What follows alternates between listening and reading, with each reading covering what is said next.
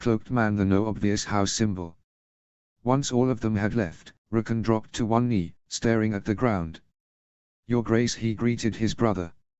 "You always were a fool," Brandon said in response, yanking Rukon to his feet and pulling him into a fierce embrace. "Never call me that again." Grey Wind and Shadowdog leapt for each other as well, tumbling around on the ground. Rukon tried to stop it, but he could feel his eyes tearing up. It had been a hard few weeks, and maintaining an appropriate mask had been difficult. But with Lord Reed gone south to support the war, the other scouts had looked to him for leadership, no matter his age. He'd had to learn how to hold the stern countenance of Stark rulers no matter what came before him. Now, though, with just his twin and no one else, it was hard to keep the feelings from coming to the surface. "You're king now," he mumbled into his brother's shoulder. "I've got to." "Not if I say you don't." "Brandon," Rukon trailed off, pulling out of the hug slightly to look his brother in the eye. While they had always looked different, they had managed to stay evenly matched, at least in height and build. "Fine," Brandon said, ending the hug and waving off Rukon's words. "In front of the council, or others, do you what you must. But never when we're alone. You're my brother, not my subject." "Yes, brother," Rukon allowed. "Mother didn't come with you?" Brandon asked. "She will arrive within the week." She wished to ensure that cousin Sarah was well placed to be the Stark in Winterfell before departing. It was one of Benjen's daughters or Aunt Barbary, Rukon thought to himself. Those were the only Starks left who could hold the seat that weren't stuck at the new moat or far away. "Good," Benjen said, heading towards the great circular table in the center of the room and throwing himself bodily into the head chair. Rukon's brother seemed to melt into the chair, the stress and pain of the past weeks showing in every inch of his young face. He gestured to Rukon to take the seat to his right before removing his crown and rubbing at his temples. The bronze and iron crown had left a red line across his forehead. "I am surrounded by fools and vipers that hound me worse than the Andal forces outside these gates," Brandon let out. "Having you and mother here will keep me sane." Rukon reached out a comforting hand to his brother, who grasped it. "Is the situation truly so bleak?" "See for yourself," Brandon answered, gesturing out in front of him, "our very own painted table." Inlaid on the wood surface was a detailed map of Westeros, not the whole continent, like the famous table on Dragonstone, but everything between King's Landing and the Wall. Carved figurines and small cloth banners showed emplaced forces, including a single small direwolf in the capital. "Is that Marna?" Rukon asked, gesturing at the figure. Last that father had written to him, Marna was known to have been captured but escaped. She shouldn't be near King's Landing unless something had gone wrong again. Brandon said, with a deep scowl. "We received a raven 2 days hence. The High Septon had conditions for her release. I had the letter burned." Rukon drew in a sharp breath. They wouldn't offer a reasonable ransom. The North had not captured many Southern lords, but they still had a few, including hostages the Ironmen had turned over from the naval battle under Great Wyk. While a princess was worth much, some form of exchange offer for gold or an assembly of the captured lords would be expected. "It's best not to know what they demanded," Brother Brandon responded. "There are not words to describe the tyranny of the Andal. We can talk more when she has been safely returned to us." "I will want to know," Rukon said after a pause. "She is my sister too. But I will not force you to recount what they said now. Father's plan to return her to us continues, though. It does. In weeks, or perhaps a month at most, she will be sprung from her crimson-colored prison." "Good," Rukon finished, turning to examine the rest of the table. Lion, stag, and dragon banners stood of Moat Cailin. Far more worrying than even Andals occupying the fortress of their ancestors, however, were the carved horses and knights positioned at the corner of Flint's Finger. The thick bogs and inhospitable terrain of the neck separated most of the north from the southern kingdoms, but the Finger had much less protection. The long, scraggly peninsula stretched out directly east from the neck. At its southern corner, only a scant few miles of bog separated it from the riverlands. It did not offer direct access to the rest of the north. An army moving overland would have to go back through the neck to reach the other territories, but that made it harder to send reinforcements to and defend as well. There are Targaryen forces at Flint's Finger. They didn't just focus on the attack on the moat. Rukon asked his brother. "The neck is sparsely peopled, and most of the Crannog men live in the northern reaches where the hot springs are thickest. Tali has been building a new road through the edge of the bog to give him access to Flint's Finger unimpeded. Without effective green seers or skin changes that far south, and with a robust scouting effort on his part to slay any of our people who were near, we didn't even know what he was doing until 2 months ago. Now his forces have begun to break out into the Finger itself, and we have little in the way of means to stop him. Rukan took in his brother's words and studied the table further. It painted a bleak picture. There were a few holdfasts scattered throughout the Finger, each with only a small handful of men at arms to defend them. The land was hardscrabble and rocky, incapable of supporting a large population. But there had been many long years of summer. If the enemy didn't care about starving the local population, the army could feed itself on the winter stocks of just a few captured villages. Though it would be slow going, as no engine lines and only primitive roads connected the towns and villages. Does he have enough men left to take it, after the assault on the moat? Rukan asked. Brandon let out a sharp, cold bark of laughter. You have missed out on many of the details while you stayed with the scouts, I see. Lord Tali marched north with a force of 200,000 men. 200,000, Rukan exclaimed, letting out a soft, slow breath. The enemy's banners had outnumbered their own by far on the table, but he hadn't realized that they were meant to represent like-sized formations. 200,000 would be the largest fighting force ever assembled, in West Eos or Essos, so far as he knew. We believe that they lost some 50,000 men, mostly levies and heavy foot, in the 6 months spent taking Moat Cailin. Brandon continued explaining.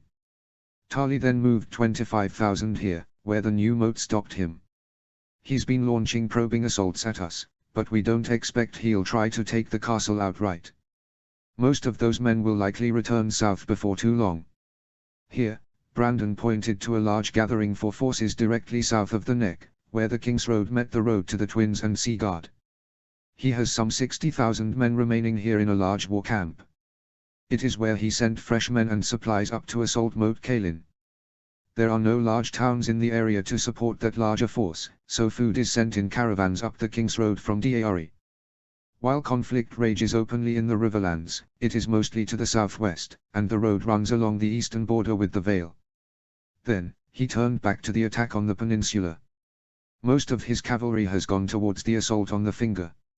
Some 15,000 knights proper and another 20,000 light horse. The 30,000 remaining foot were sent to build the roads and reinforce the horse.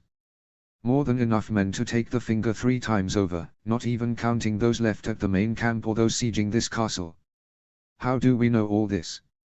Rukan asked aloud as he realized the implications of Brandon's explanation. To have so much information about an enemy's forces, especially the goings-on so far behind their lines, was far from expected. In the Warcraft lessons with Maester Lewin and later with the scouts, they were forced to make decisions with a fraction of these details. A light in the darkness, Brandon answered, Lord Reed and I tell the other councillors that it's information from the Green Seers and Skin Changers. The Green Seers haven't been able to see past the moat, Rukan pointed out, not since the war started. Some southern magic. Aye, but that's a secret of the scouts, Brandon answered. Truthfully, 2 months ago, the Twins received a new Maester. He's our man. We bought ourselves a Maester. Rukan asked, and we know his information to be true. There were certainly criminals and blackguards among the Maesters, but they were conditioned by the Citadel to hold true to their vows of loyalty to their keeps above all else. If information was being sent to them, it was likely to be lies, regardless of how well his loyalty had supposedly been bought. Not purchased.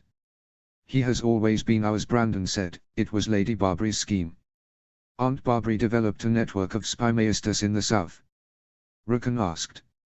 His aunt had never seemed like a boon for the family in Winterfell, always moving around the outside of social circles, bitter at her loss of station as the former heir's wife, but never trying to build a new place for herself or contribute to the family.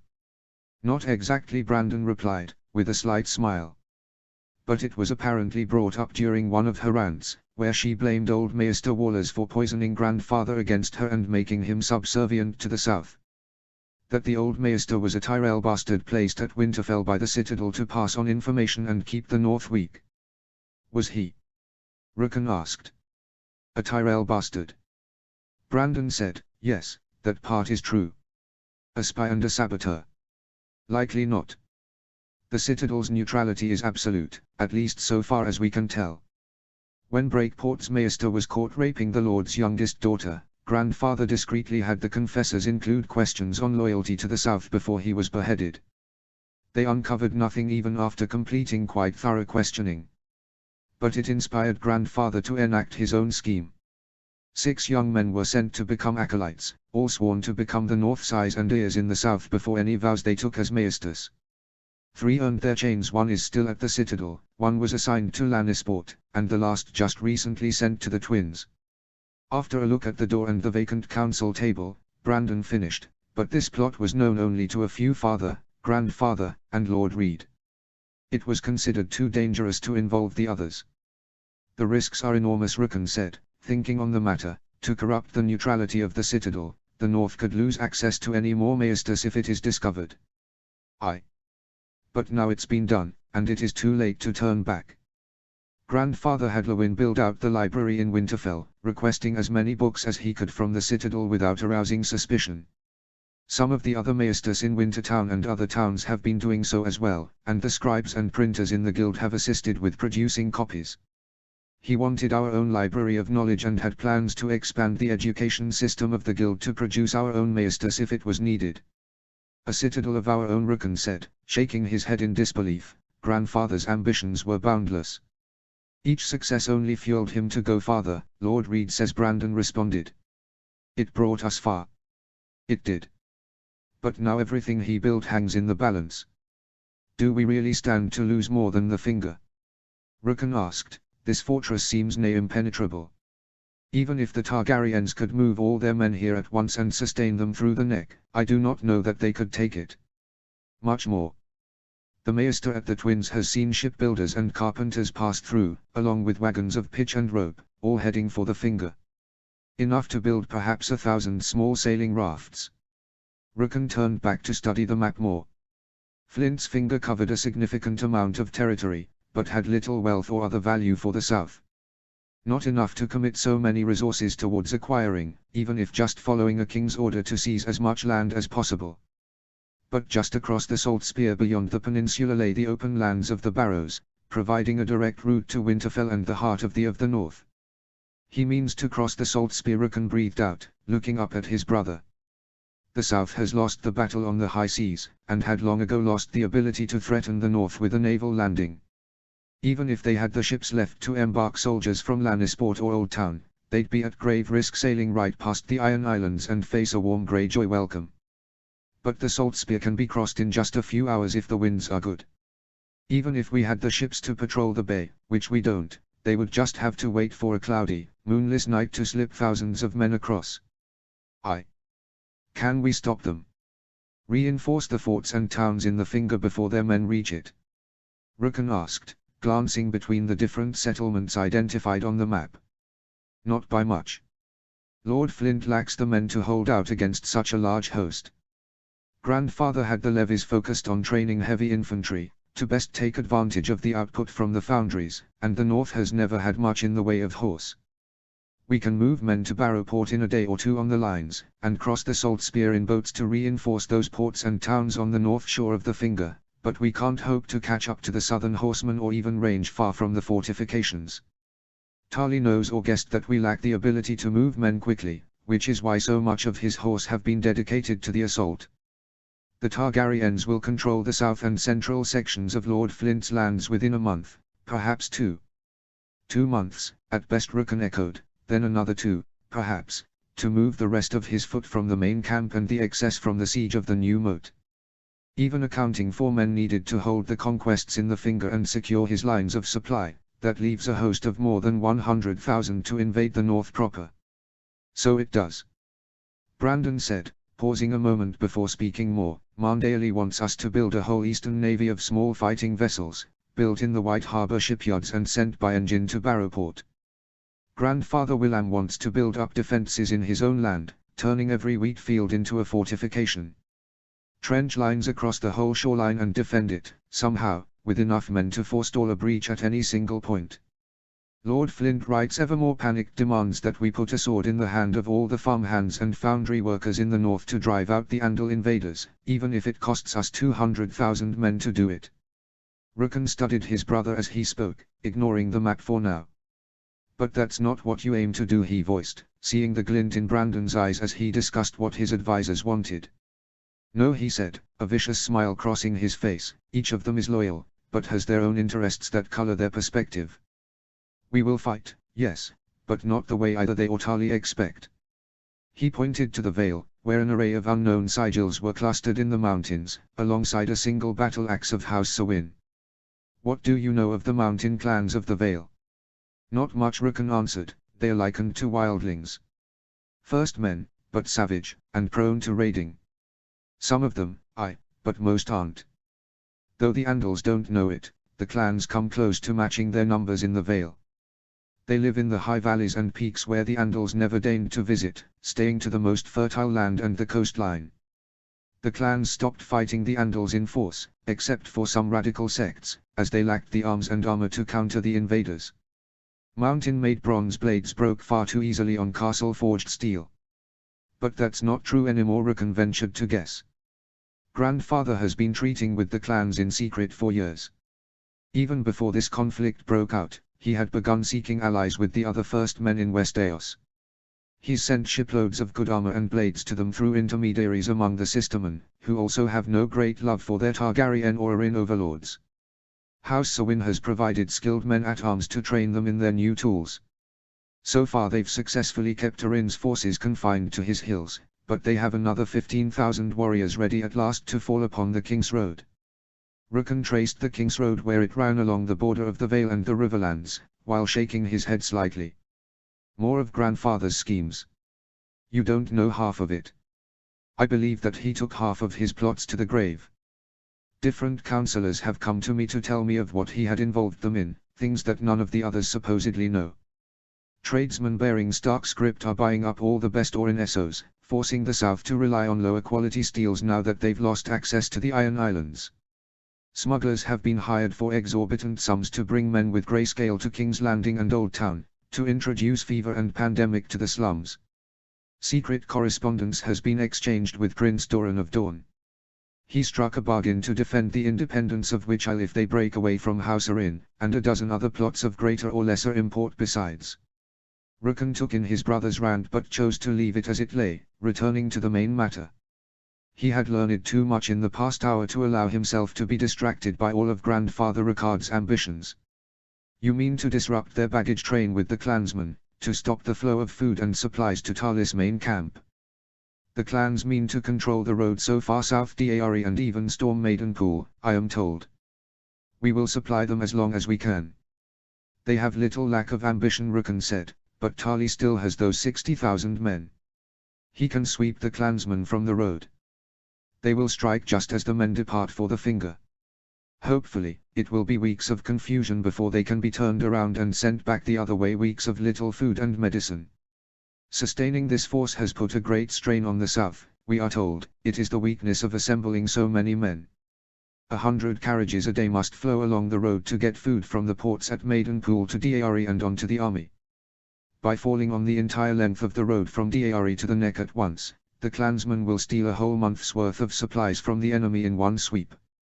And then Brandon continued, we will surge south along the road from this fortress, and Nuncle Benjen's 20,000 sellswords from Essos will land below the Neck to join the fray.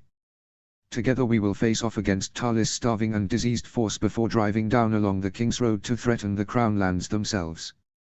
Tali will hold an advantage in numbers, even if his force is weakened, Rukon cautioned, and all the while, the Andals will be landing forces in the Barrowlands that must be countered.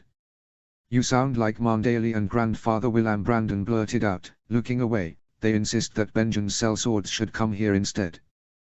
That the raids on the King's Road may yield benefits, but we should keep as many forces here as we can, fighting in the Finger and the Barrowlands. Then turning back to Rukon, with anger on his face, Brandon continued, but we win nothing by hiding behind our walls, slowly losing land and men as the South chips away. If we don't threaten them, they will never stop, and we will be carved away piece by piece until there is nothing left. Peace, Brother Rukon answered, I don't disagree. Good, Brandon said, relieved. Some of the others agreed on this path, Domeric Bolton and Setheri, even the banker, but I needed you on my side as well. Always. The others, especially Grandfather Willam and Lord Marndale, are not shy to voice their thoughts on this. They even imply that I do not know enough to lead them. You're there, King Rukan said, taken aback, and they are loyal men.